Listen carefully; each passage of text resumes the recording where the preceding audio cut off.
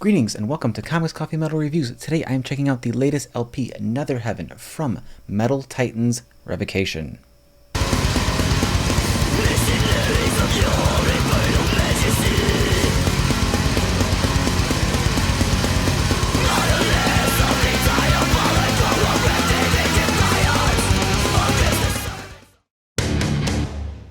So before we get into the album, just a quick little history of the band. They were born of the ashes of the previous band Cryptic Warning that was founded by guitarist vocalist Dave Davidson, drummer Philip Dubois-Coyne, and bassist Anthony Buddha. They were around for a few years, and in 2006 they decided to kind of refocus, rebrand themselves, and become Revocation and have a much more focused approach as to what they were doing, learning from the mistakes that they had made in the years prior. And they certainly did. For the years that have passed since, they have released album after album of just amazing metal material. They have cemented themselves in the metal community as not only just amazing musicians, but also incredible songwriters. Now, while some bands that have been around as long as Revocation have gone through a lot of lineup changes and shuffles and things like that, Revocation has been fairly consistent and fairly stable with their band. They've had changes here and there, but it's not, quick turnarounds or anything like that. So they've been pretty stable so far, especially now as guitarist vocalist Dave Davidson, bassist Brett Bamberger, and drummer Ash Pearson. They recently lost second guitar player Dan Gargulio, but they've lost none of their intensity, none of the just brutalness that Revocation brings. The production of this album is, quite frankly, amazing. It was recorded by Dave Davidson himself, who learned how to do a lot of this stuff over the course of the pandemic and things like that. And it was handed off to industry legend Jens Bogren to mix and master, who is in charge of Opeth and just look up Jens Bogren. He is amazing. He's done so many amazing metal albums, and I am a little biased because I own his cabinet impulses for my own guitar recording, and they are awesome. But yeah, Jens is a force, and but you can only do so much with what you're given, and clearly Dave Davidson learned a lot over the pandemic, and the tracks on this album are crystal clear. The guitar tones are razor sharp and just have just a lot of bite and just depth to it.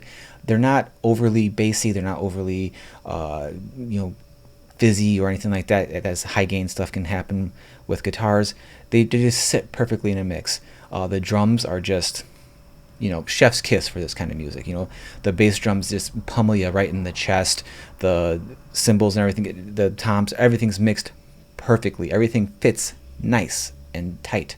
I do wish the bass guitar was a little bit higher in the mix, but honestly, that's just a preference thing. Objectively, this album is mixed perfectly. Okay, so the songs on here. There are 9 tracks on here, all written, credited to Dave Davidson.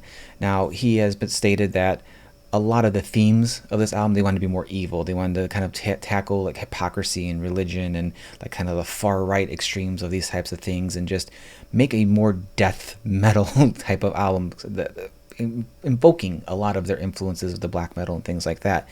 And they certainly did that. This isn't so much a concept album as an album of concepts. The tracks all stand on their own, and they all kind of fit together. They have that common theme of just being against things that are hypocritical or going against, free will and things like that. It's very, very, very on point with each track. Now, while each track, I think, more than earns its place in the lineup, there are some standouts for me, and that is, first off, Nihilistic Violence.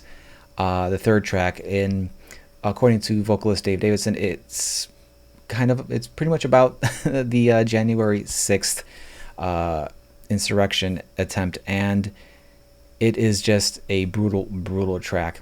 After the just sheer cacophony and death metal thrash, black death metal majesty of Diabolical Majesty, the opening track, and the follow-up 1-2 punch of Lessons in Occult Theft, it is very just refreshing to have nihilistic violence, which is a weird sentence to say. But it's just the track itself. It's very chuggy. It's very kind of straightforward metal wise, with all these musicians in this band being incredibly technically proficient players. They don't overdo it. They know when to have those blasts of brilliance and flash and just getting really technical. But when it's time just to chug on some riffs, they chug on some riffs.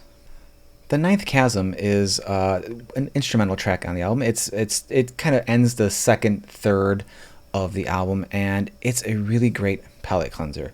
It sticks out for me because it's one of those showcases for their technical ability, but it also manages to be incredibly melodic and epic and just kind of really just take you in and take you on a bit of a journey. So even while there's no vocals, no lyrics to really latch onto, the music more than does that. It's a great palate cleanser, and it's a great way to just like end that second third to get you ready for that last third of the album, which is just it's fucking brutal, man.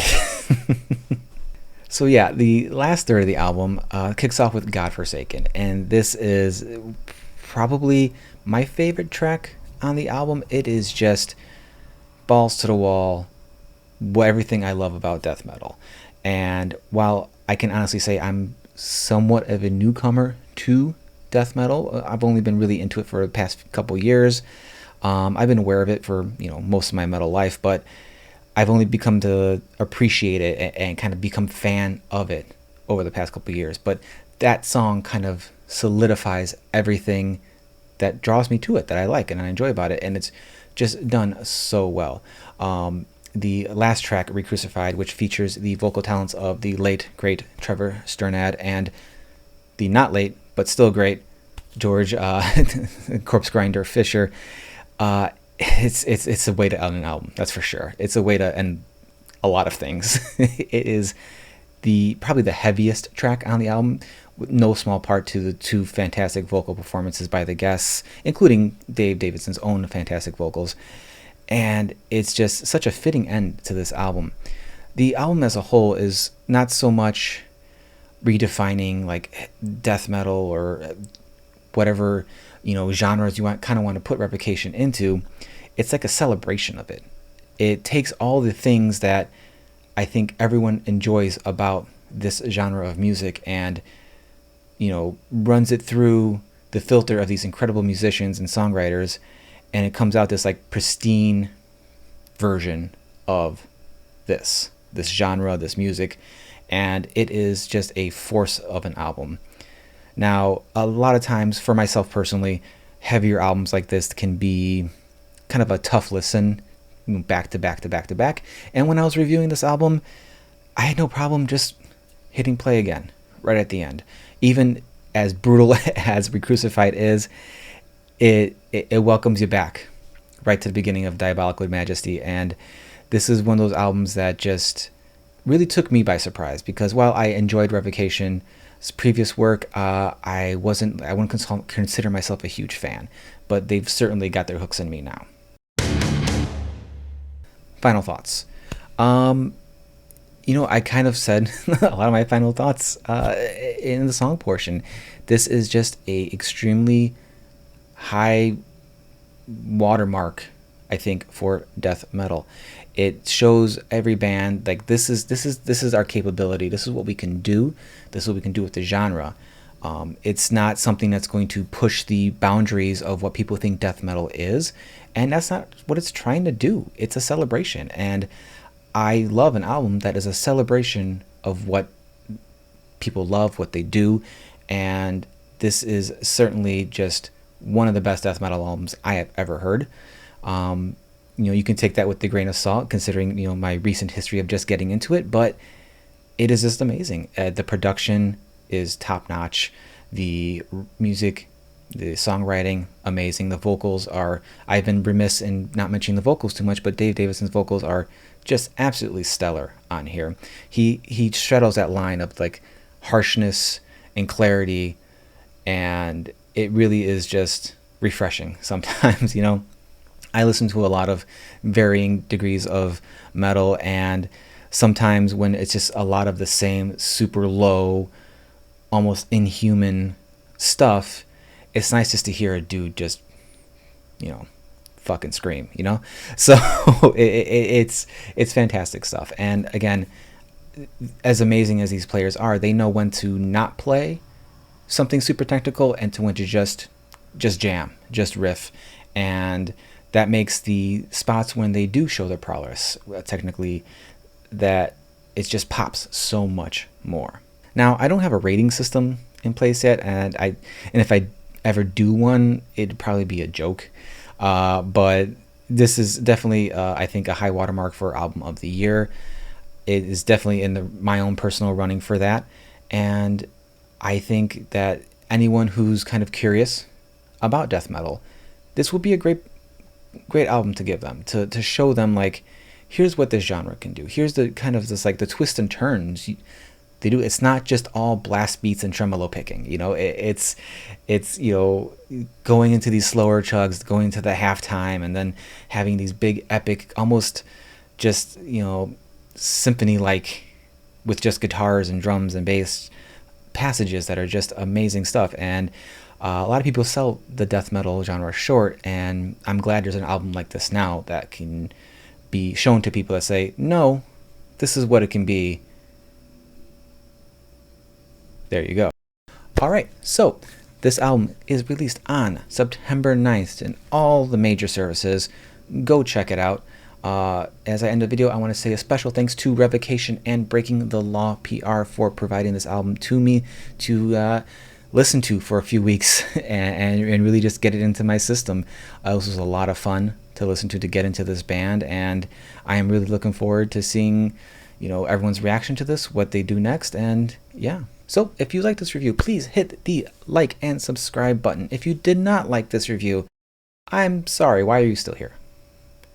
And I want to know what you think of this album. Please go down in the comment section, let me know what you think. What's your favorite track on the album? Is there something I missed? That is there a track on here that should be my favorite based on what I've said that I'm just not getting yet? Let me know, educate me on this. And if you hated everything I said here, and you want to leave a angry comment below, go ahead. YouTube doesn't care. It's all engagement to them. But if you do, promise me this. You're going to go to someone's page, someone's channel, someone's social media that you do like what they do. Go leave a nice comment over there too. You know, that way we all win. I get engagement. You say a nice thing to someone whose work you enjoy. Win-win. All right. Take it easy. One last thing before I go. Have you watched the Diabolical Majesty video yet? If not, you should have. But if you didn't, Dave Davidson's fit. You know, people give metal guys a lot of crap about how we dress and things like that. But look at this. Immaculate. Thank you, David.